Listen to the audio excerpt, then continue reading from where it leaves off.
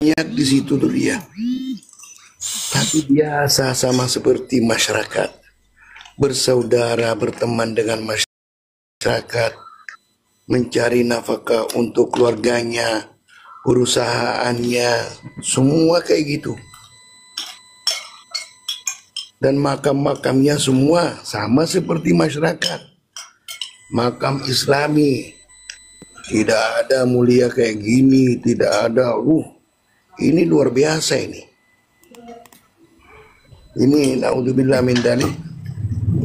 Ya, Ya, jadi begini, ini kaum memang sejak abad ke-18, 19 itu sering dipakai alat oleh kolonialisme.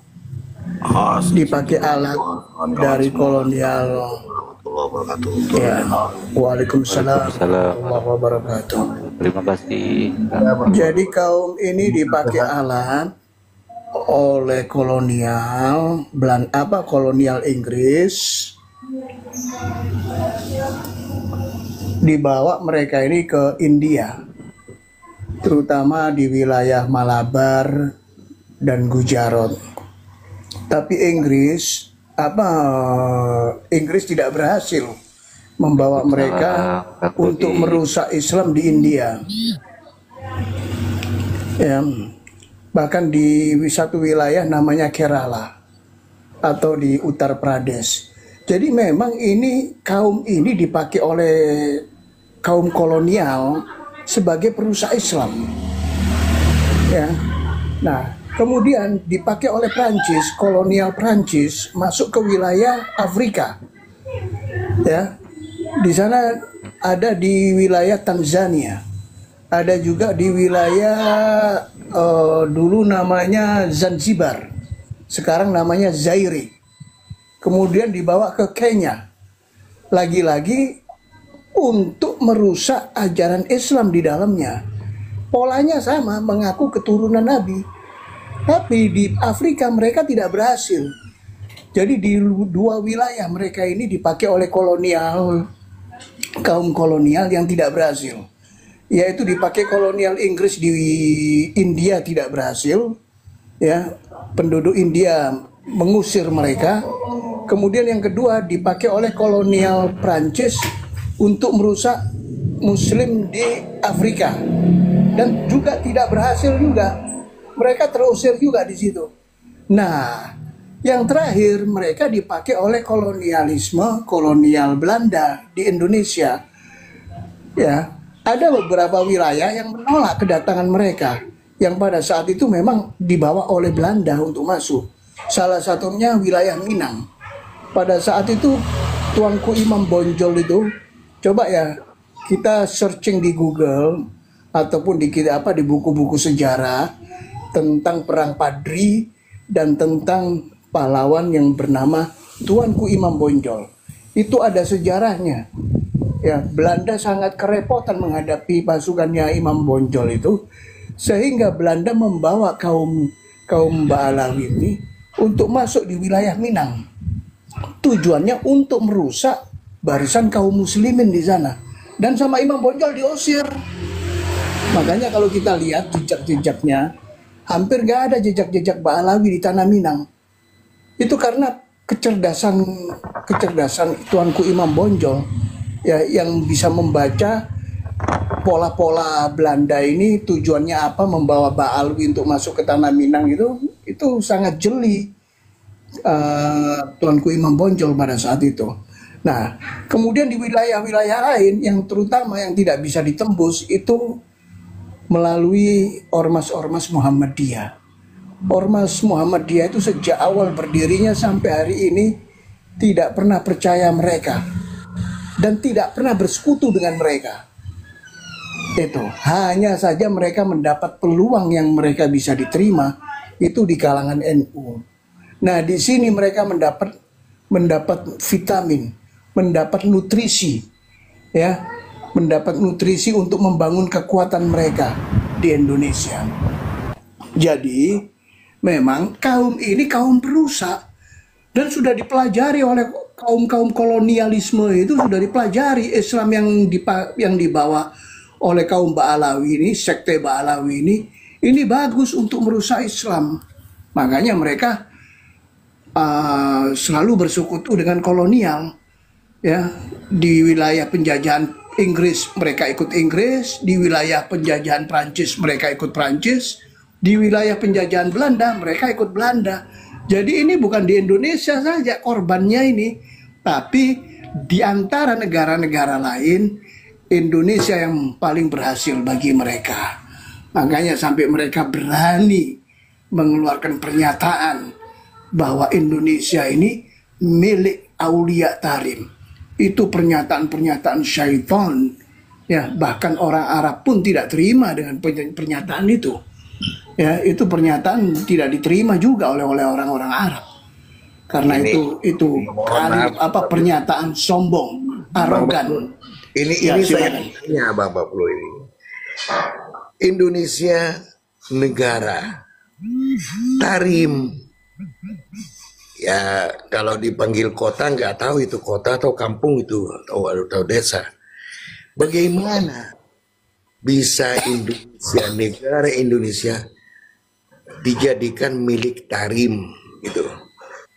Ya biasanya al-far'u ya'udu ilal asl.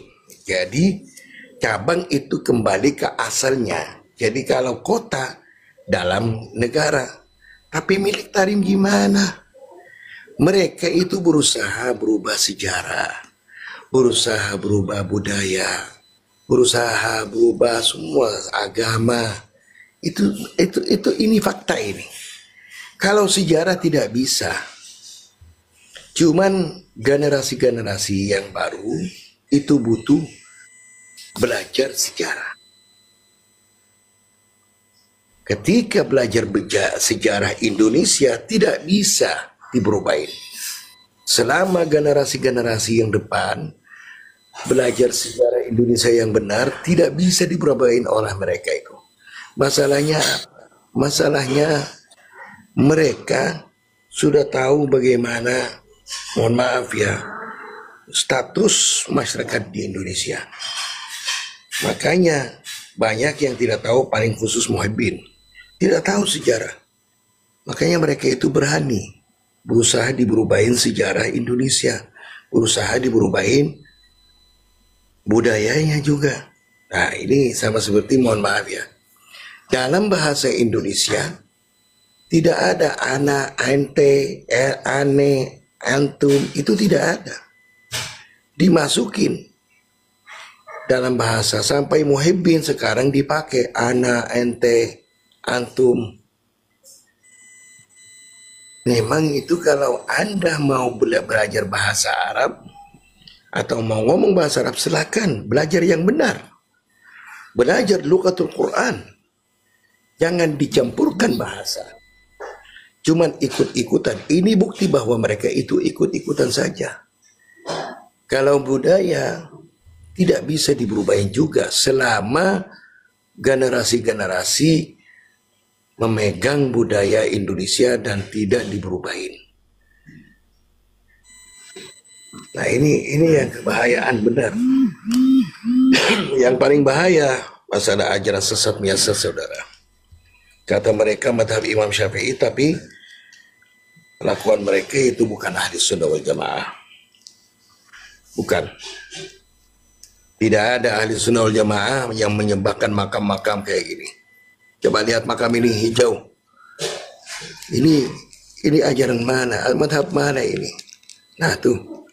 Ini mau apa dari makam perempuan? Perempuan datang ke makam itu. Ini lagi ngapain ini? Lagi ngapain di makam ini? Ini lagi bicara sama mayit atau gimana ini? Lagi dicium sama mayit. Subhanallah. Assalamualaikum Os Syekh. Waalaikumsalam warahmatullahi wabarakatuh. Ya kami lihat Senam dulu dilarang ziarah ke makam, ziarah ke kubur. Setelah itu dibolehkan. Kenapa? Biar umat Islam ketika ziarah ke makam Ingat, selama saya seumur sehidup, akhirnya saya akan masuk ke makam ini. Jadi kembali kepada Allah Subhanahu wa taala. Dan untuk berdoa kepada leluhurnya, kepada orang tuanya, kepada orang muslim yang ada dalam makam. Nah, mereka diberubahin. Ayo, siapapun dari para habaib atau muhibbin, tunjukkan dari Quran atau dari sunnah atau dari 4 madhab ajaran kayak gini di makam-makam. Saya taslim. Jangan membawa kitab Ba'alwi. Saya minta dari Quran atau sunnah atau dari 4 madhab yang diajarkan makam-makam menjadi kayak gini. Tidak ada. Wallahu ta'ala. Silakan. Mereka kan sudah menyatakan dengan tegas, terutama Ketua Robito Alawiyah itu sudah menyatakan dengan tegas, kalian mengikuti Quran dan Sunnah itu sesat apabila tidak mengikuti habaib. Jadi nggak Quran dan Sunnah aja sesat, apalagi imam mazhab, apalagi ulama, gitu loh saya. Jadi ajaran mereka ini Kalau bukan berkata ajaran begini, Quran dan ajaran Sunnah, ajaran Kiai. sekte Ba'alawi. Pak Kiai, kalau berkata begini, bagaimana saya bisa percaya dia alim? Nah, maka itu kita ya nggak ada, kalau mau dipakai otaknya, kita bisa menyatakan bahwa mereka itu orang-orang tukang tipu, keturunan tukang tipu. Nah, Bukan kalau orang orang alim, bukan mereka- orang berilmu. Iya. Mereka kalau alim tidak akan memakai istri orang dan menghormati keluarga orang, rumah tangga orang, bukan mengambil istri orang. Itu Atas nama Duriyah. atas nama Duriyah. Atas nama Nabi, Syafaat. atas nama syafaat. Berambil syafaat. Na'udzubillahi min zalik. Allah. Coba saudaraku cari yang namanya Markas Jadi jelas ya, iya. Memang mereka itu selalu ya mengeluarkan hurufat-hurufat kepada umat secara masif. Itu ada tujuan memang. Tujuannya untuk rusak otak muhibbinnya. Hurufat itu merusak otak. Assalamualaikum. Saya turun dulu Pak. Lebih Ustaz rusak. Nasir. Dasarnya kerusakan Waalaikumsalam. otak itu Ya, diakibatkan Pak. oleh Ya, doling dulu ya. narkoba. Ya, kasih. Dibandingkan dengan kerusakan otak yang diakibatkan oleh hurufat. Hurufat jauh lebih dahsyat kerusakannya. Nah, dengan hurufat itu setelah diyakini oleh mereka itu seperti binatang ternak yang ditarik hidungnya ke sana kemari ngikut. Bahkan disuruh makan sisa makanan di giginya mereka, itu mereka mau makan. Kalau orang otaknya nggak rusak, nggak mungkin. Siapa yang mau makan makanan yang tersangkut di giginya Habib? Gitu loh. Jadi ini jelas mereka itu punya misi ya untuk membangun suatu hegemoni otoritas keagamaan ya yang supaya orang ini menjauhi Islam kemudian mengikuti mereka. Itu mengikuti ajaran mereka dan meninggalkan ajaran-ajaran Islam karena sudah tegas mereka nyatakan mengikuti Quran dan mengikuti sunnah itu akan sesat apabila tidak mengikuti habaib. Ini jelas-jelas sudah pernyataan iblis itu ya ikhwan. Hati-hati. Itu masalah cerita-cerita khurafat itu bukan kecil itu efeknya. Efeknya sangat besar sekali itu. Ya alhamdulillah kita bersyukur ya dengan adanya Kiai Imad ini, sang mujaddid di abad ini, ya yang muncul sebagai pencerdas umat. Kalau saya menyatakan Kiai Imad itu pencerdas umat, pahlawan yang mencerdaskan umat, itu Kiai Imad. Membongkar kedustaan-kedustaan mereka, membongkar akidah-akidah sesat mereka, membongkar hurufat-hurufat mereka, sampai detail-detailnya, dan akibat-akibatnya apa yang terjadi di masyarakat. Jadi kita patut mendukung ya gerakan Kiai Imad ini untuk mencerdaskan umat.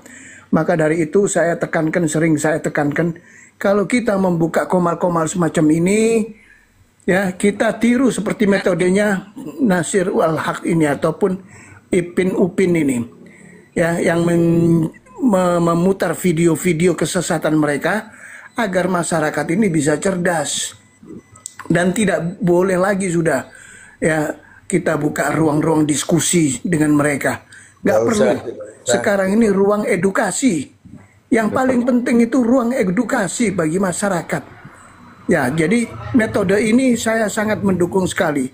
Saya harap di komal-komal lain ya bisa menjadi contoh untuk pejuang-pejuang yang lain yang membuka komal, ya mencontoh komal Nasir Al-Haq ini atau Upin dan Ipin ini menampilkan video-video kesesatan mereka. Silakan dilanjut, saya. Iya, makasih Kiai supportnya. Mudah-mudahan dengan komal ini ya bisa mencerahkan saudara-saudara kita yang masih berpegang teguh pada husnudonnya itu. Ya, Kang M Rivaldi. Kang Reject dulu, Kang Reject Sihab, silakan Kang Reject Sihab. Ya, terima kasih. Mohon maaf ini kepada para ustadz ini, aku tak pandai dalam beragama ya, aku bukan orang alim. Jadi hari ini adalah hari kemerdekaan bangsa ini yang ke-80. Aku sangat berbahagia kali sebagai warga negara Indonesia, dan dengan adanya polemik nasab ini, alhamdulillah juga tadi aku itu upacara di Pemda langsung dipimpin sama Bapak Bobi di situ. Nah, di situ aku perhatikan yang mana di situ undangan tak ada Habib Ba'lawi begitu ya. Dan dari peserta itu kan banyak yang memakai kostum adat daerah masing-masing. Di sini tadinya aku berpikir bahwasannya adalah yang berkostum yang pakai gamis dan sorban segede ban Vespa itu. Ternyata tidak ada. Gitu. Dan kutanya kepada panitia, apakah engkau mengundang dari Habib Ba'lawi? Apa itu Habib Ba'lawi? Aku jelaskan, dan ternyata tidak ada undangan untuk pihak mereka gitu.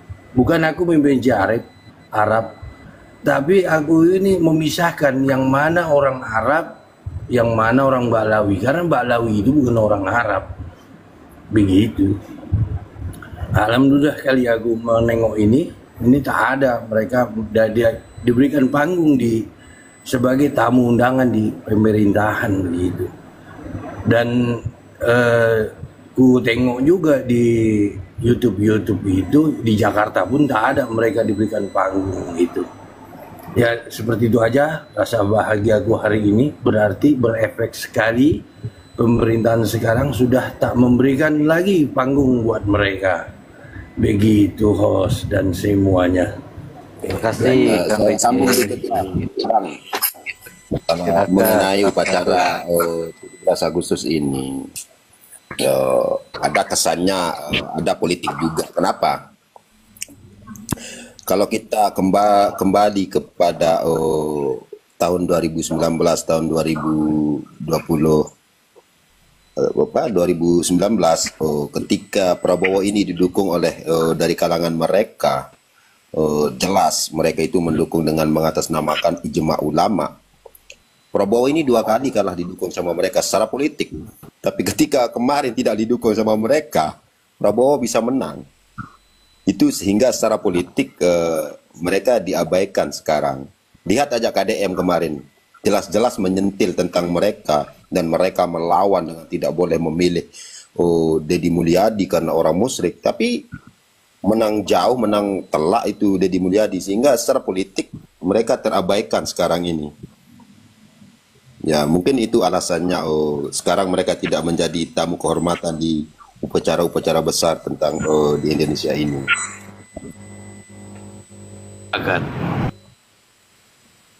Assalamualaikum warahmatullahi wabarakatuh. Waalaikumsalam. Assalamualaikum warahmatullahi wabarakatuh.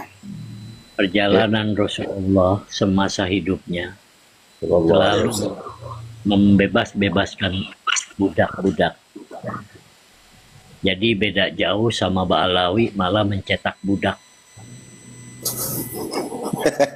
Rasulullah Betul. sangat Lihat itu orang gila itu siapa? Si Umar itu lagi ngapain itu orang gila? Lagi lihat Rasulullah hadir Orang itu. sinting ini. Nah, dia Lihat Rasulullah itu. tutup mata begini biar semua mau happy lihat. Oh ini. Lihat melotot. Sebentar lagi mau lihat. Dia Sebentar dengar lagi itu, mau lihat kita baginda ngomong. Rasulullah. Pas buka matanya kayak gini. Ya.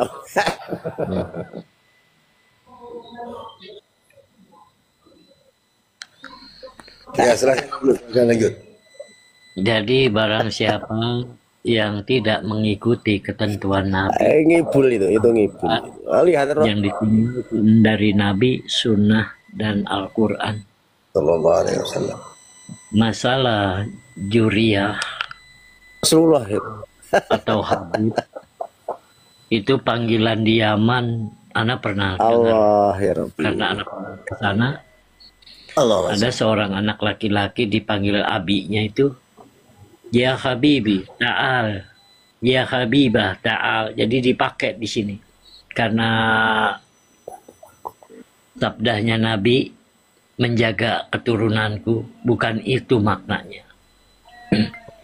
Yang jelas keturunannya waktu Rasulullah Shallallahu Alaihi Wasallam dari majelis melihat putrinya menangis dari pagi hingga hingga siang, lalu ditanya sama Rasulullah, ya Fatimah putriku, apa yang kau tangisi? Apa jawab putrinya? Nggak bilang abi, nggak bilang apapun, cuman hanya bilang, ya Rasulullah, ya Habibullah, namamu bersanding dengan Allah. Ini putrinya loh. Namamu bersanding dengan Allah, sedangkan aku manusia biasa. Bisa nggak kita ketemu ya Rasulullah? Ini jawab putri. Ada di sejarah Nabi Muhammad itu, kalau nggak lihat baca. Kata Rasulullah, bisa ya putriku. Langsung diambilnya sorban yang warna hijau kesukaan Rasulullah. Bahkan Ummu Salamah mau masuk pun nggak boleh. Apa dijawab sama Rasulullah? Diliputnya dengan sorban Rasulullah 5 orang ini, Hasan, Husain, Ali, Fatimah Zahra, Rasulullah. Apa jawab Rasulullah waktu itu? Li khamsatun nutubiha arad wa batil khatimah wal mustafa wal murtada wa abnahuma wal fatimah. Ini kelakuan-kelakuan Ba'alawi malah menjatuhkan marwah-marwah Nabi. Sahabatnya nggak pernah diagung-agungkan, hanya leluhurnya aja diagung-agungin. Sahabat Nabi ini Masya Allah derajatnya. Ini cuman leluhurnya aja diagung-agung. Ini udah jauh, anggang ke langit, tanah dan bumi itu, langit dan bumi udah jauh perbedaan. Maka kalau dia mengatakan nama cucu Nabi, wajib dipertanyakannya. Wajib hukumnya buat umat Islam, umat Nabi. Karena Nabi Muhammad ini asrofulil maujud. Semua manusia punya nurnya Muhammad. Muhammadun, Ahmadun, Mustafa, Murtaja, Mujaba, Mujibun, Mujabun, To'a, Yasin, alaihissalatun daimun lam tupataki an-Nabi Muhammadur Rasulullah. Ini julukan dari Allah maha besar. Kok bisa disepelein sama dia orang? Nabi Muhammad bangkit dari kubur. Itu udah hinaan, Masya Allah. Masa bangkit dari kubur cuma untuk jarah ke wali kutub? Kurang ajar. Karena selaku orang Arab kecewa, benar-benar kecewa. Kecewa. Silakan ente mau ngaku kayak gimana juga silakan, tapi tunjukkanlah akhlak Nabi. Jangan merendahkan Nabi. La fi amrina haja malaisa min fahuwa. Barang siapa yang tidak mengikuti ketentuanku, maka dia tertolak. Itu kata Nabi. Wala Fatimatu binti Sarqat wala tu'tu yadaha. Bila mana anakku mencuri, aku akan potong tangan. Apalagi baru cucunya kurang ajar. Ngaku-ngaku cucu akhlak yang nggak keluar dari garis-garis setan. Keluar Itu dari kalau garis. memang benar cucu. Padahal bukan cucunya itu, hanya ngaku-ngaku. Mohon maaf, saya nggak benci dengan makhluk. Allah tidak boleh kita membenci makhluk. Tapi kelakuan yang tidak baik wajib. Hakulil haqqo walau kana muron. Katakanlah yang benar walaupun pahit. Allah. Ya segitu dulu sahabatku. Mohon maaf, bukan mengajarkan,